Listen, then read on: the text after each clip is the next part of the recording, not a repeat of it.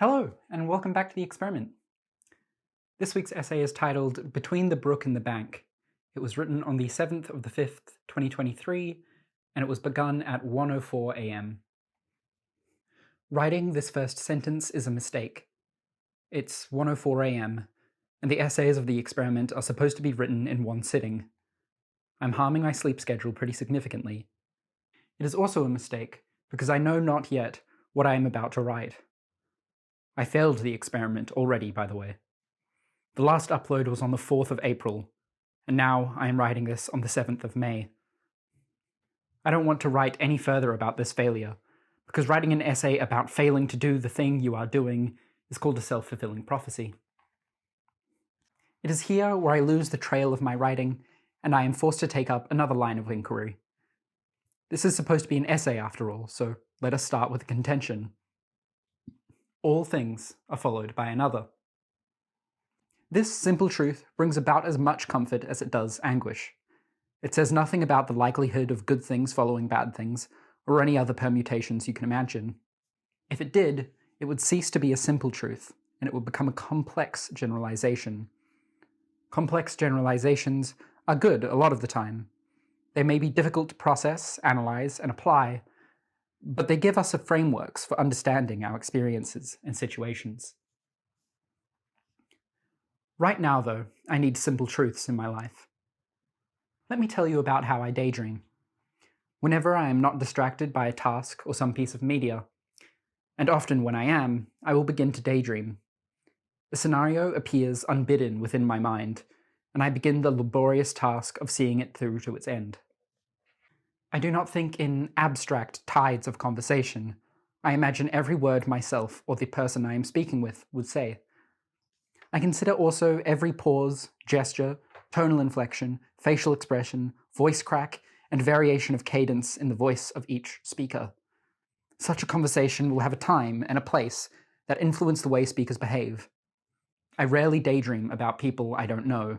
They are almost always concerning people whom I interact with a lot. This feels wrong to me somehow, but I do not control these daydreams, and I certainly don't control what happens next. All of this comprises one loop. Once a particular line of conversation winds down, my brain restarts the simulation and changes the starting parameters just slightly.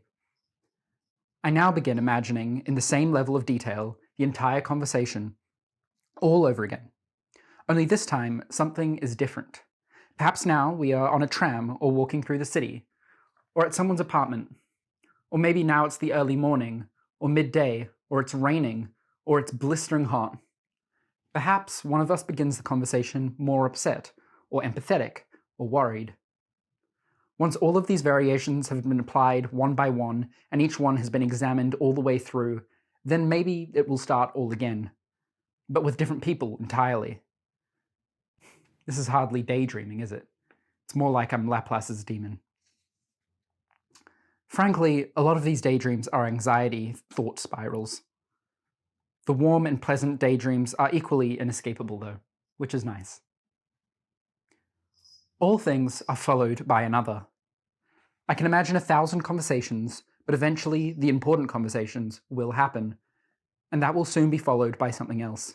Good or bad, something comes next. Reality will not return my clock back exactly an hour and repeat itself with minor changes. There will be no loop. This simple truth ensures that I am able to imagine a future for myself and for others. I've become obsessed with the titles of things. Titles to me represent an attempt at sharing a simple truth in a way that speaks directly to our subconscious, bypassing our more logical methods of understanding things. When I first heard Tim Rogers' title, in Tim Rogers' review of the video game Boku no Natsuyasumi, he titles his 5th chapter, Meanwhile, Our Shattering Animals. I did not know what it meant, but an emotion stirred within me. He sort of went on to explain its meaning, but it was only after learning much more about several key moments of his life that I truly knew why he had titled that chapter, Meanwhile, Our Shattering Animals. I know now that my instinctual understanding of that phrase was entirely correct. It speaks a simple truth, and it does so with such profundity that it skipped right past the part of me that understands it and shot me right in the part of me that feels. I now collect titles and phrases such as these. Inside my fractal mind of infinite recursion of finite people, places, times, and motions, these totemic fragments of language anchor me. I do not spiral within these titles. I just live within their presence for a while. And soon after, I hope, another thing will follow. This essay was finished on the 7th of the 5th, 2023 at 2:04 a.m. Its alternate title is Laplace's Demon. Thank you for watching.